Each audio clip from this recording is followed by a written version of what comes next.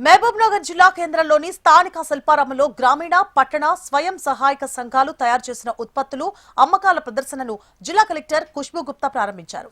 ఈ సరస్ మేళాలో చేనేత వస్త్రాలు, కళాఖండాలు, జూట్ బ్యాగ్స్ ఉత్పత్తులను అందుబాటులో ఉంచారు. ఉత్పత్తులను కొనుగోలు చేసి మహిళలకు ప్రోత్సాహం అందజేయాలని కలెక్టర్ కోరారు.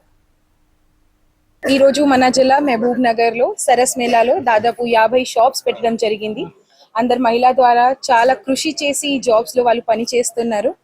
సో ఇక్కడ మూడా చైర్మన్ గారు, మేయర్ గారు, కార్పొరేటర్ గారు, మన పీడీడీఆర్డీఏ మూడు జిల్లా పీడీడీఆర్డీఏ ఏసీఎల్బీ గారు అందరు వచ్చారు. చాలా సంతోషం నాకు.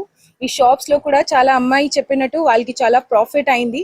29-30 వరకు ఈ సరస్ మేళా ఉంటది. అందరు ప్రజాకి ఒకటే రిక్వెస్ట్, ఇక్కడ వచ్చి చూడండి. ఈ షాప్స్ చాలా మంచి ఉన్నాయి. వాళ్ళు చాలా కృషి చేస్తున్నారు.